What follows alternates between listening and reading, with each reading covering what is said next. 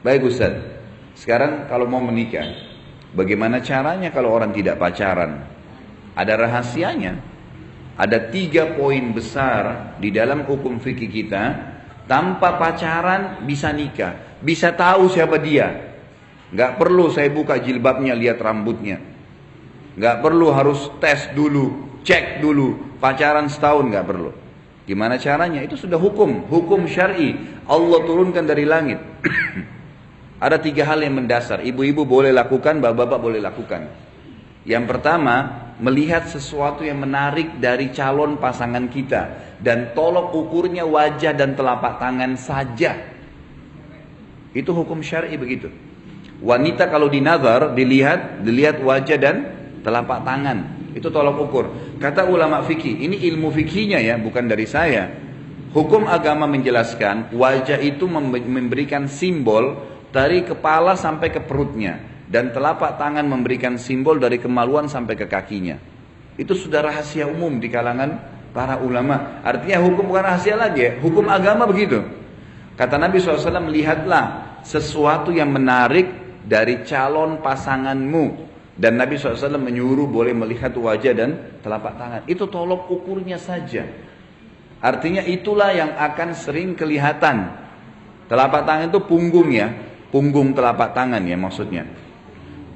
Bukan bagian dalam tapi punggungnya. Umumnya seperti itu. Maka yang dilihat 2 hal ini. Tentu ini relatif. Jadi ibu boleh melihat bagian wajah si laki-laki tadi. Oh, saya suka melihat alisnya, matanya, hidungnya. Itu bebas dalam hukum syar'i. Tapi sebatas wajah. Telapak tangan, oh iya sudah selesai. Seperti itu tolok ukurnya. Artinya sebagai simbolik badan ya. Yang kedua, mengenali keluarganya. Mengenali keluarga ini caranya adalah keluarga ayah dia itu akan mewariskan fisik. Akan mewariskan fisik kepada anak keturunan kita nanti. Keluarga ayah ya. Jadi kalau keluarga ayah itu tinggi besar badannya, keluarga ayah dia akan begitu keturunan kita. Enggak, ini secara global bu.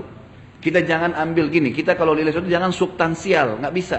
Kita kalau nilai sesuatu itu cabang-cabang, nggak bakal selesai masalahnya, ini global.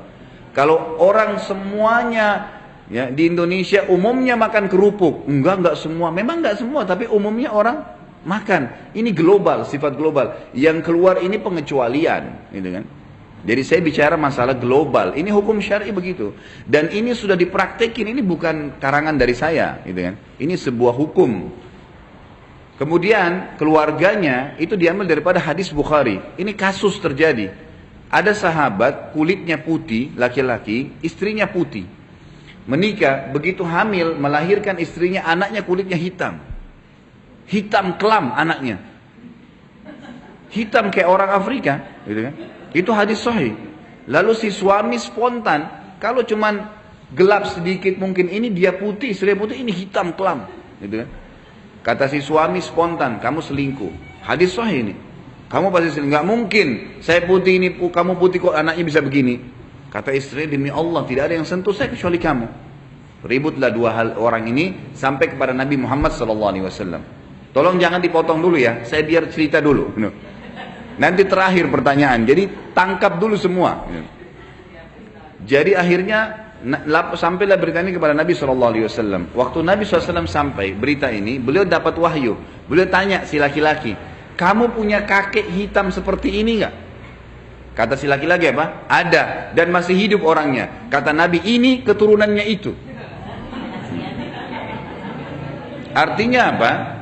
Makanya sering kita temukan ibu sama ayah beda wajahnya dengan anaknya. Sering ketemu nggak? Ini dari kakek-kakeknya, dari keluarga, dari pihak ayah, ibu atau ayahnya. Ini hukum ya. Hukum syar'i artinya apa? Allah memberikan gambaran kepada kita seperti itu. Ada anak yang mirip ke ibu ke ayah, tapi yang jelas umumnya secara fisik cenderung kepada keluarga ayah. Kalau karakter umumnya turun dari keluarga ibu. Karakter.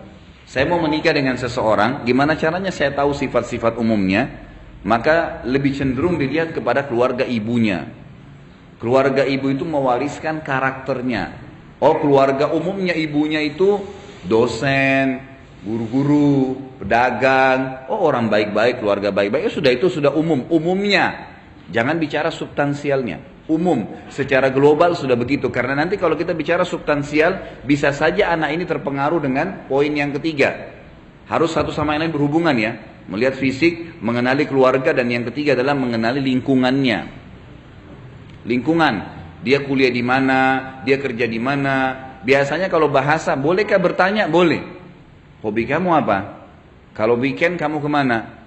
Oh, saya biasanya ke karaoke, saya biasa ke bar, saya biasa kumpul sama teman saya ke pantai, saya hobi naik gunung, saya ini. Dari situ sudah bisa ditangkap.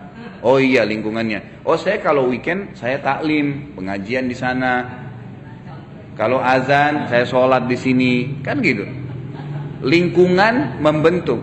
Siapa yang mengatakan? Nabi Muhammad SAW. Ingat, ini majelis ilmu, taklim agama, bukan karangan saya. Kata Nabi SAW, Al-mar'u ala dini khalili. Seseorang sesuai dengan agama temannya. Di mana lingkungannya dia. Boleh sebelum menikah kita tanya, kamu bekerjanya di mana? Kamu di bidang apa?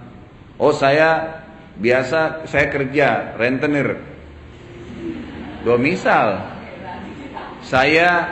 siapa kamu kerjanya apa? Oh, saya pemilik hotel. Hotelnya di sana terkenal, tempat itu suka banyak berzinahan. Udah bisa jadi tolok ukur. Ini sebuah hal yang mesti difahamin ya. Ini masih awal, kita bicara di awal bab nikah, masalah bagaimana memilih pasangan.